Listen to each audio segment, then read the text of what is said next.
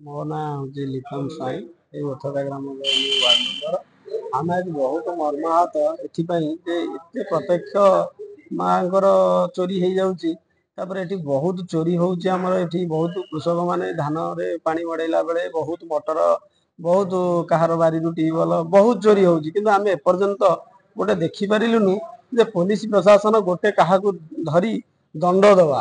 ଆମେ ଏଥିପାଇଁ ଗୋଟିଏ ଅନୁରୋଧ କରୁଛୁ ଯେ ଆପଣମାନେ ଟିକେ ରାତିରେ ପେଟ୍ରୋଲିଂ ଟିକେ ଅଧିକା କରନ୍ତୁ ଏବଂ ଯେଉଁମାନେ ଜିନିଷ କରୁଛନ୍ତି ତାଙ୍କୁ ଟିକେ କେମିତି ଲାଇନକି ଆସିବେ, କେମିତି ଆମର ଭଲରେ ସମସ୍ତେ ଚଳିବେ। ଆଜି ତ ଏମିତି ମାଙ୍କର ଚୋରି ହେଲାଣି, କାଲି ଆମ ଗାଁରେ ବି କୌଣସି ଘର ସୁରକ୍ଷିତ ବୋଲି ଆମେ କିଛି ମାନେ ମନେ କରୁନୁ। ସେଥିପାଇଁ ଆମେ କଣ କଣ ଚୋରି ପ୍ରଶାସନ ହେଇଛି? ପାଇଁ ମାଙ୍କର ଆଖିରୁ ସୁନାର ଇଏ ତାଡ଼ି ନେଇଛନ୍ତି, ମକୁଟ ନେଇଛନ୍ତି, କଂସା ବାସନ ନେଇଛନ୍ତି। ଆଜ୍ଞା ଗୋଟେ ମେସିନ୍ ଆମେ ବହୁତ କଷ୍ଟରେ ଗ୍ରାମବାସୀ ମାନେ ଲାଗି ପଇସା କଲେକ୍ସନ କରିଥିଲୁ। 20-22 ହଜାର ଟଙ୍କାର ମେସିନ୍ ଟା ନେଇଛନ୍ତି।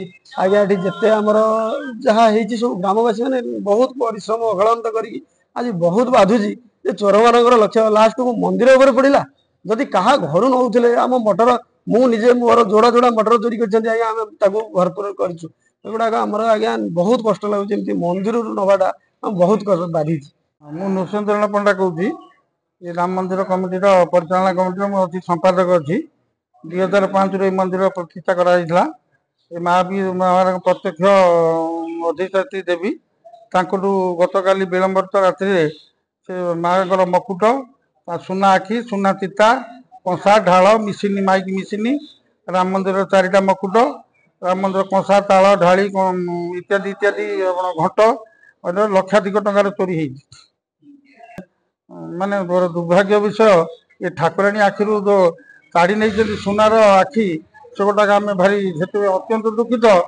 ମା ତାଙ୍କୁ କେମିତି ଛାଡିଲା ମତେ ଗୋଟେ ଆଶ୍ଚର୍ଯ୍ୟ ଲାଗୁଛି। ବୁଢୀ କାହାକୁ ଛାଡେନି, ମାନେ ନୂଆ କଥା।